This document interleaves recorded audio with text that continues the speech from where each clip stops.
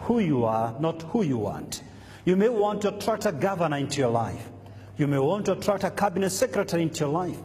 You may want to attract a corporate leader. In reality, however, you don't attract who you want, you attract who you are. Like begets like. Just like a young tree, the gardener shapes it, and it takes all the shapes that the gardener so desires. So must you reproduce yourself in the life of your child. Kids are like tape recorders, watching your every move, listening to your every speech, and eventually you duplicate yourself into their lives. You see what I do in my house every evening? I go and kneel by the bedside of my two children. I bless them every day. I pray for them every day. If I make a mistake of not doing that, they will demand it, because it was installed before they learned how to speak. It's a culture that I cultivated. Number 4, connect with your child. Connect with your child.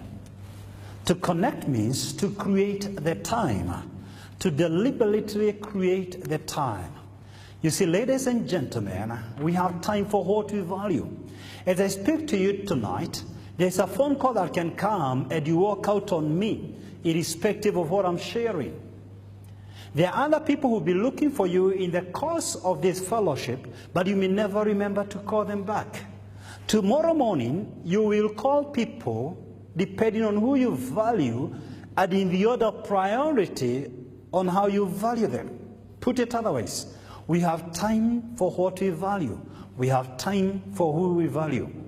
So if you are struggling to choose between making money and your children, if you are struggling to balance between work and your children, you might as well quote me, you don't value your children, you are in deception.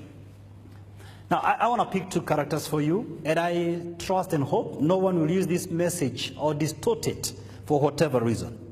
I have deep honor and respect for the late President Nelson Mandela. I honestly believe he was larger than life. He was the greatest icon in our generation by the time he died. But I've often wondered, although we are told he may have suffered 27 years in jail, among many others, he lost 3 of his own children to HIV/AIDS. Is it possible? Don't answer me. Food for thought. Is it possible? Is it possible? Deep down his heart, he may have questioned his priorities. He may have wondered, was it worth it to save a great nation out of the forces of apartheid at the expense of my own children? If I needed to save a great nation and the world at large, then did I need to start a family? Food for thought. I wonder how many listening to this voice tonight would want to reach the epic of their career ladder and lose their own children to HIV/AIDS, to drug abuse, to violence, to crime. The only true Nobel laureate from this nation, Professor Wangari Maathai, on her deathbed, it was reported in the local dailies that the one thing she regretted is that she never spent enough time with her own children. If I may paraphrase the good professor, she learned a little bit too late that parental responsibilities cannot be delegated. You can't pick it up from where you left after gaining the fame and the fortune and then pick it up. The growth of children is irreversible. It won't wait for you to put up apartments and buy land and shares and stocks and then pick it up from your busy schedules from where you left. Once you lose every stage, the change is irreversible.